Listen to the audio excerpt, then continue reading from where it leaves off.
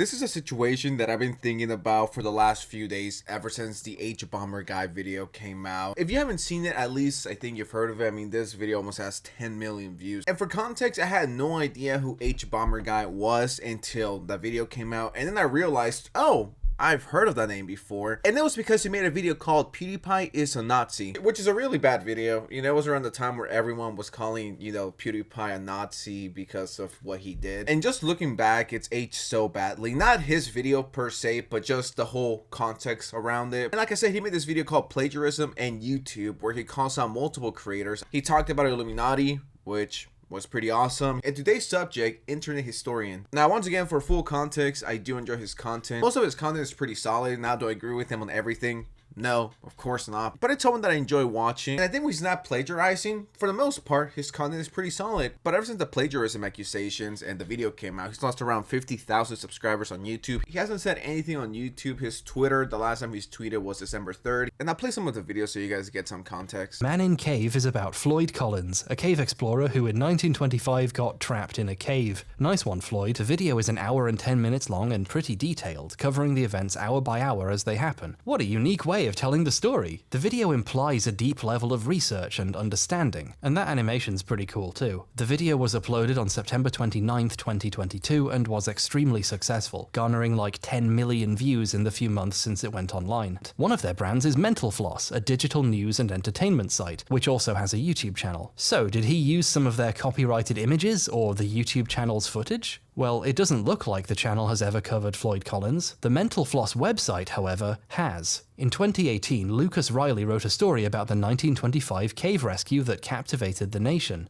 Uh-oh. This article is an extremely detailed summary of the story of Floyd Collins. Uh-oh. In fact, it makes the unique choice of covering the events hour by hour.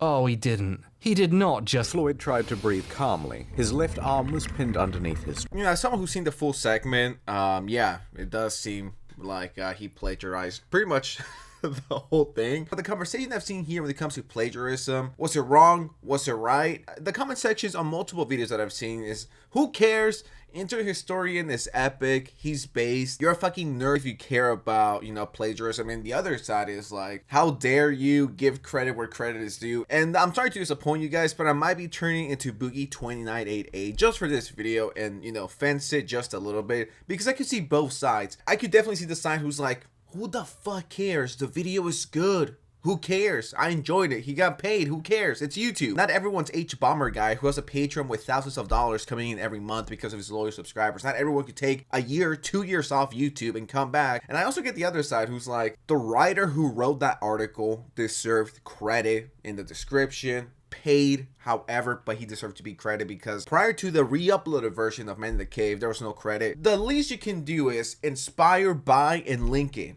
or the name, or at the end have a little something that says, thank you to this person for inspiring me to make this video. His article will be in the link below and in the pinned comment. That's a bare minimum, and that's what everyone should do. I thought it was common sense, and I do think that it's kind of snaky for him to just take the whole thing. And I can't imagine being a writer and taking weeks to make this, to find the information, to get it approved, to get it published, and for someone to come along, rip it off and be like, yeah, it's mine now. I'm just gonna switch a little words so you don't notice a difference, but I pretty much ripped it off. I'm leaning more toward that side of, yeah, the internet historian fucked up. Now, do I think internet historian needs to be banned and lose 50,000 subscribers because of this, and he should never return to uploading again? No, I think that's a huge overreaction. It's not like he's touching little kids as he's, you know, fucking plagiarizing articles. If that was the case, I would be like, you know, fuck this guy, ban him, whatever. But unless you're a major creep or a weirdo, should you really lose your whole career over one video that you've already tried to correct multiple times? Why do I think him getting hate, death threats, and people calling him a Nazi? Do I think that's deserved? No, I think that's so fucking cringy. Sure, he fucked up, but I don't think he should lose his whole career over this. But at the same time, you gotta think about it. Do you think out of 4 million people,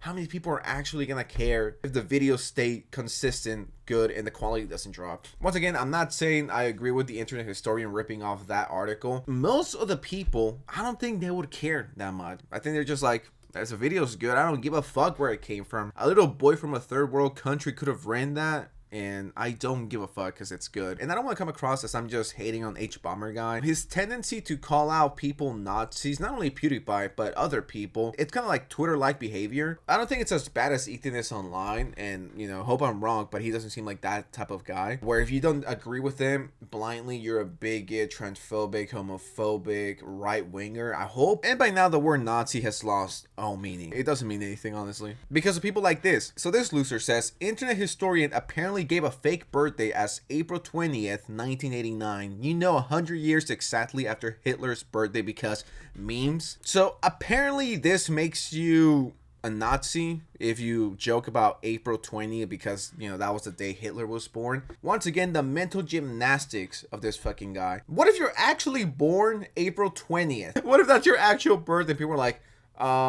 is that a Hitler reference? Excuse you? How dare you have the same birthday as Hitler and the same time he came out of his mom's pussy as Hitler? Are you a Nazi? Are you trying to tell me something? It's like, dude, it's just my birthday. That's just when my dad decided to marry my mama. Like, what do you want me to do? Push it back? It's such a stupid, ridiculous call out. Is anyone offended by this? And I responded with, it's funny, stop being a baby. You're a grown man policing people. And this guy was fighting for his life in this thread. He was saying, no, this is the way you shouldn't joke about certain things. This guy is a definition of the nerd emoji. I wonder if this guy hates Snoop Dogg because, you know, the whole 420 shit. Sadly, there's a lot of people who believe this narrative, and the comment section is completely roasting him. I mean, Plain Rock says base. I love this guy right here. This guy says, so true, bro. There were so many people I had to cut ties with because they were obsessed with Hitler's birthday. What's shocking to me is that there's a lot of Hitler fans who smoke weed. They also, for some reason, pair Hitler's birthday with 69. But I don't know what that's all about. That's what I'm saying. I'm sure. Like, the first thing that comes to mind is the 420 meme from like 2015. Now, is it funny? Is it not? That's completely irrelevant. I don't think someone is a Nazi just because their birthday is April 20th. 100 years after Hitler's death. It's like, dude, shut the fuck up and go outside. I don't know why he put this on that video, which is kind of insinuating that internet historian is a Nazi or he has Nazi fans. This constant behavior of calling people you don't like Nazis or just because, well, I just play it. Knew why it got claimed, but he chose not to say why so his audience could freely speculate amongst themselves for hundreds of posts about all the ridiculous reasons YouTube takes things down. Some of them noticed Pro-Sportority is based out of Israel and got anti-Semitic about it, but ironically so it's fine.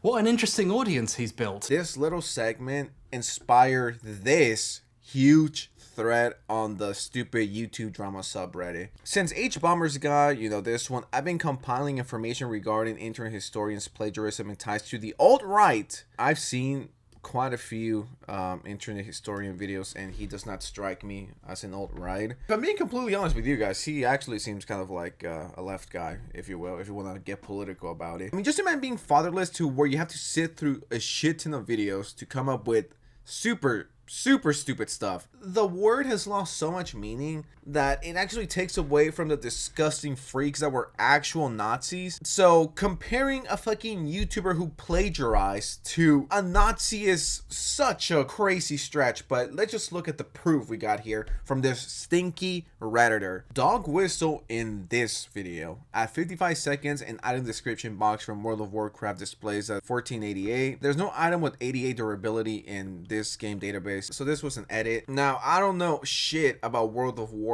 I've never played it, not my type of game. Additional notes. Transphobic pronoun joke at 10 seconds. Look for red text. Alright, let's see. April 15th, lest we forget, was one of the biggest PvP battles in recent history. Red Pill Alliance versus Antifa Horde. Outside of the battle.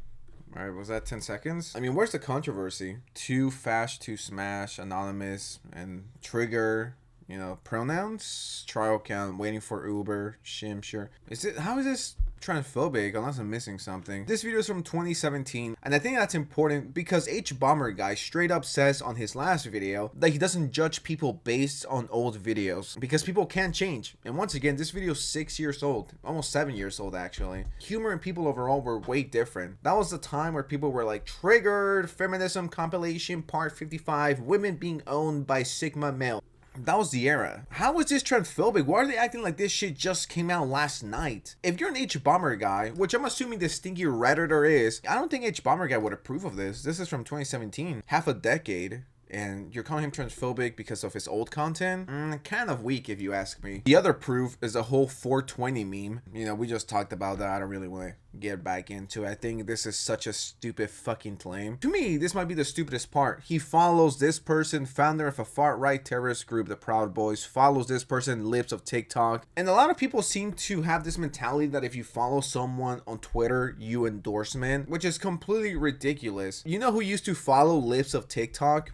Cynical, and I think he still does. Does that mean he hates gays? You know, the way people are freaking out about the internet historian, you might think he touched 85 kids and went to Mexico or something. Once again, I don't think Hbomberguy's video is bad. In my opinion, the internet historian segment was pretty decent until he got to this point where he's like, you know, what a great audience you build. So you're telling me that if I look through your comments right now, I'm not going to find anything offensive, bigoted, or something that might be offensive towards me? Like 6 examples out of 4 million people? Of course, everyone's gonna have shitty, crazy, insane fans. We can't control that. After that part, I was like, dude, I'm fucking done. This shit's so ridiculous. And then the long-ass Reddit post. Was it wrong of him not to give credit where credit is due? Absolutely. But do I think his career is destroyed and it will never come back?